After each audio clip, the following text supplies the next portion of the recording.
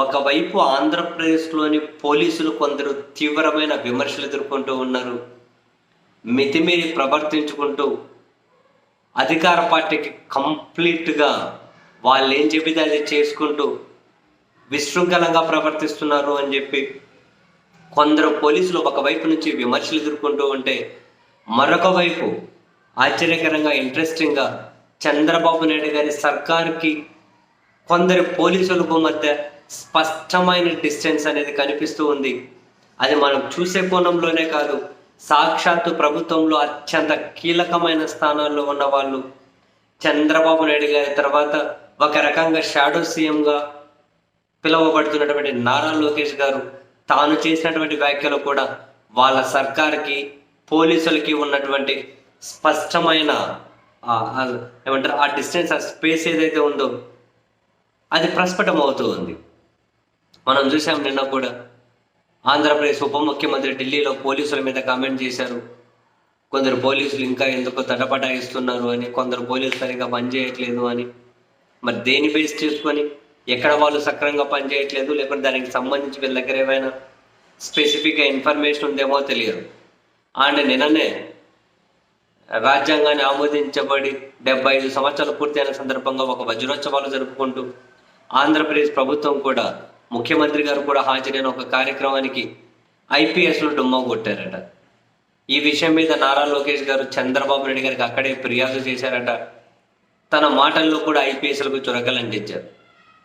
రాజ్యాంగ నిబంధనలను పాటించాల్సినటువంటి పోలీసులు ఇప్పటికీ కొందరు మారడం లేదు అని, మేము ప్రతిపక్షంలో ఉన్నప్పుడు నా యాత్రకు ప్లస్ చంద్రబాబు నాయుడు గారు కూడా అడ్డంకులు రాజ్యాంగ పరిధి మీరి కొందరు ప్రవర్తించారు అని, ఇప్పుడు రాజ్యాంగాన్ని నిబంధనలను పాటించాలి అన్న కొందరికి ఇంకా ఇంట్రెస్ట్ రావట్లేదు ప్రభుత్వం మారినా అని చెప్పి నేరుగానే తను కమెంట్స్ చేసుకుంటూనే ఇది ఒక ప్రభుత్వ కార్యక్రమం అయినా కూడా ఐఏఎస్లు వచ్చారు కానీ మరి ఐపీఎస్లు ఎందుకు రాలేదు అని చెప్పి కూడా నారా లోకేష్ గారు డైరెక్ట్గానే వ్యాఖ్యలు చేయడం, ఇవన్నీ చూడండి.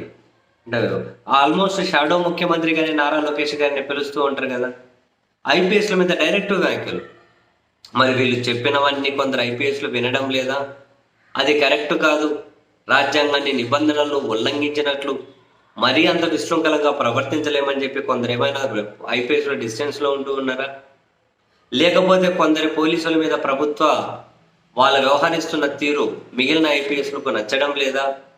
కారణం ఏంటి అన్నది ప్రస్తుతానికైతే అంత క్లారిటీ రావడం లేదు. కానీ బట్ ఈ సర్కార్కి ఐపీఎస్లకు మధ్య స్పష్టమైన విభజన ఉంది అని అయితే కనిపిస్తూ ఉంది, ఒక డిస్టెన్స్ అయితే ఉంది అని కనిపిస్తూ ఉంది. యాక్చువల్గా అందరు ఐఏఎస్ల మీద అందరు ఐపీఎస్ల మీద ఏ ప్రభుత్వమైనా కనుక కంప్లీట్గా కక్ష కట్టినట్లు ప్రవర్తించి, లేదు ఎక్కడైనా కనుక ఒక పాలకులకు వ్యక్తిగతంగా ఒక రకమైనటువంటి కక్షపూరిత భావన కొందరి మీద ఉండి అది వ్యవస్థ ద్వారా తీర్చుకోవాలి అనుకోవడం ప్రమాదం. That's not fair. ఎప్పుడు కానీ దాన్ని ఎవరు అవమానించకూడదు. అయినా ఇప్పుడేమో ఒకవైపు పోలీసులు తీవ్ర విమర్శలు ఎదుర్కొంటున్నారు, మరోవైపు కొందరు పోలీసులు ప్రభుత్వం నుంచి ఇలా చురకలంటించుకుంటూ ఉన్నారు. ఏం జరుగుతుందో అర్థం కావట్లేదు, కానీ రాష్ట్రంలో ఏదో జరుగుతోంది. కొందరు పోలీసులు ఏమో విశృంఖలంగా ప్రవర్తిస్తూ ఉన్నారు, కొందరు పోలీసుల మీద అధికారుల మీద ప్రభుత్వ పెద్దలే నేరుగా విమర్శలు చేస్తూ ఉన్నారు. మరి డిస్టెన్స్ కారణం ఏంటి, అసలు ఏం జరుగుతుంది రాష్ట్రంలో అన్న విషయం అయితే తెలియడం లేదు.